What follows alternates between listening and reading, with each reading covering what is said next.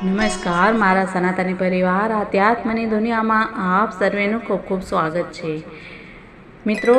2 જુલાઈ અને 2024 વાર મંગળવાર આવતી એકાદશીને યોગીની એકાદશી કહેવામાં આવે છે અને આ દિવસની વ્રત કથા અને મહત્વ શું છે તે આપણે જાણીએ।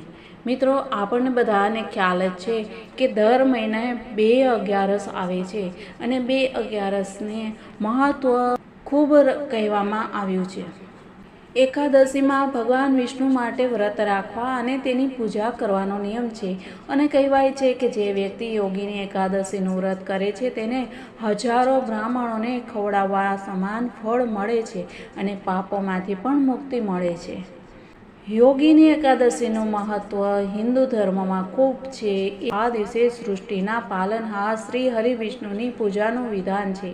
એવી માન્યતા છે કે યોગીની એકાદશીનું વ્રત કરવાથી વ્રતીને બધા પાપોથી મુક્તિ મળી જાય છે, સાથે જ તે આ લોકમાં સુખ ભોગવતા સ્વર્ગની પ્રાપ્તિ કરે છે। યોગીની એકાદશીની વ્રત કથા શું છે તે આપણે જાણીએ। ધર્મરાજ યુધિષ્ઠિર બોલ્યા કે હે જનાર્દન, હવે તમે મને જેઠ માસના કૃષ્ણ પક્ષની એકાદશીની કથાનું વર્ણન કરો। આ એકાદશીનું શું નામ છે, એનું મહાત્મ્ય શું છે? શ્રી કૃષ્ણ ભગવાન બોલ્યા કે જેઠ માસના કૃષ્ણ પક્ષની એકાદશીનું નામ યોગીની છે। તે વ્રતથી સમસ્ત પાપ નષ્ટ થાય છે। આ વ્રત આલોકમાં ભોગ અને પરલોકમાં મુક્તિ આપનારું છે। આ વ્રતથી પાપ નષ્ટ થાય છે। હું તમને પુરાણમાં કહેલી કથા કહું છું।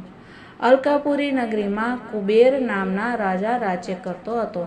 તે શિવ ભક્ત હતો। તેમની પૂજા કરવા તે હેમમાલી પુષ્પ લાવતો હતો। તેને વિશાલાક્ષી નામની સુંદર સ્ત્રી હતી।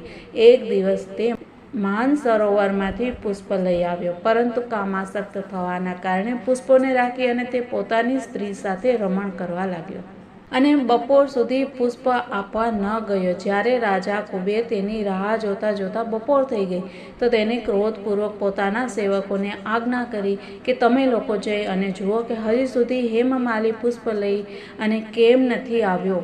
જ્યારે યક્ષોએ તેની જાણ કરી લીધી તો કુબેરની પાસે આવી અને કહેવા લાગ્યા કે હે રાજન, હેમમાલી હમણાં સુધી પોતાની સ્ત્રી સાથે રમણ કરી રહ્યો છે।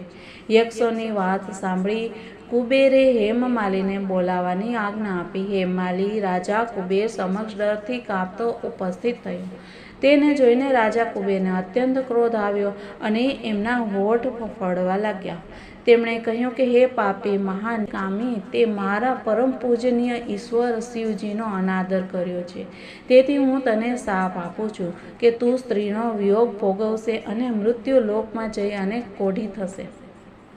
કુબેરના શાપથી તે જ ક્ષણે સ્વર્ગમાંથી પૃથ્વી પર પડ્યો અને કોઢી થઈ ગયો। તેની સ્ત્રી પણ તેનાથી છૂટી પડી ગઈ। મૃત્યુલોકમાં આવી અને તેણે મહા દુઃખ ભોગવ્યા, પરંતુ શિવજીની ભક્તિના પ્રભાવથી તેની બુદ્ધિ મલિન ન થઈ અને પાછળના જન્મની શુદ્ધ પણ રહી। તેથી તે અનેક દુઃખોને ભોગવતો પોતાના પૂર્વજન્મના કુકર્મનું સ્મરણ કરતા હિમાલય પર્વત તરફ ચાલ્યો। ચાલતા ચાલતા માર્કંડેય ઋષિના આશ્રમે પહોંચ્યો।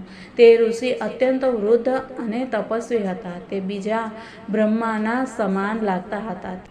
તે આશ્રમ બ્રહ્માની સભાના સમાન શોભતો હતો। હેમમાલી ત્યાં ગયો અને પ્રણામ કરી તેમના ચરણમાં પડી ગયો। તેને જોઈ અને માર્કંડેય ઋષિ બોલ્યા કે તે એવા કયા ખોટા કર્મ કર્યા છે જેનાથી તું કોઢી થયો અને મહાન દુઃખ ભોગવે છે? ત્યારે હેમમાલીએ કહ્યું કે હે મુનિ, હું રાજ કુબેરનો સેવક છું। હેમમાલી મારું નામ છે। પૂજા માટેના પુષ્પો રાજા માટે હું લાવતો હતો। એક દિવસ પોતાની સ્ત્રી સાથે વિહાર કરતા મોડું થઈ ગયું અને બપોર સુધી પુષ્પો લઈને ન પહોંચ્યો। તેમણે મને શાપ આપ્યો કે તું કોઢી થા અને તારી સ્ત્રીનો વિયોગ ભોગવ।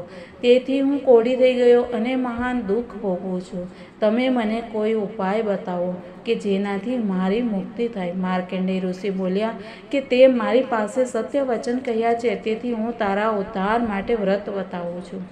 જો તું જેઠ માસની કૃષ્ણ પક્ષની એકાદશીનું વિધિપૂર્વક વ્રત કરશે તો તારા સમસ્ત પાપ નષ્ટ થઈ જશે. તેથી હેમમાલી ખૂબ પ્રસન્ન થયો અને મુનિના વચન અનુસાર યોગીની એકાદશીનું વ્રત વિધિપૂર્વક કર્યું. તેના પ્રભાવથી તે ફરી પોતાના મૂળ રૂપમાં આવી ગયો અને પોતાની સ્ત્રી સાથે વિહાર કરવા લાગ્યો. હે રાજન, આ યોગીની એકાદશીની કથાનું ફળ 81,000 બ્રાહ્મણોને ભોજન કરાવવાના બરાબર છે. આ વ્રતના પ્રભાવથી સમસ્ત પાપ દૂર થાય છે અને અંતમાં સ્વર્ગ મળે છે. યોગીની એકાદશી તિથિ શરૂ થાય છે 1 જુલાઈ 2024 સવારે 10:26 વાગે. યોગીની એકાદશીની તારીખ સમાપ્ત થાય છે 2 જુલાઈ 2024 સવારે 8:42 વાગે અને 3 જુલાઈના રોજ પારણ એટલે સમય છે સવારે 5:28 થી 7:10 સુધી. પારણ તિથિ પર દ્વાદશી સમાપ્તિનો સમય 7:10 વાગ્યા સુધીમાં થાય છે. આ દિવસે મંત્ર ઓમ નમો ભગવતે વાસુદેવાય, ઓમ વિષ્ણવે નમઃ આદિ કરી શકાય છે. આ દિવસે વિષ્ણુ ચાલીસાનો પાઠ કરવો અને કેળાના ઝાડની પૂજા કરવાથી વ્યક્તિની તમામ મનોકામના પૂર્ણ થાય છે. તો મિત્રો, આ થઈ યોગીની એકાદશીના વ્રતની કથાના પારણનો સમય, તિથિ અને કથા. મળીએ કાલે. ત્યાં સુધી બધાને જય શ્રી કૃષ્ણ. રાધે રાધે. ભારત માતાની જય.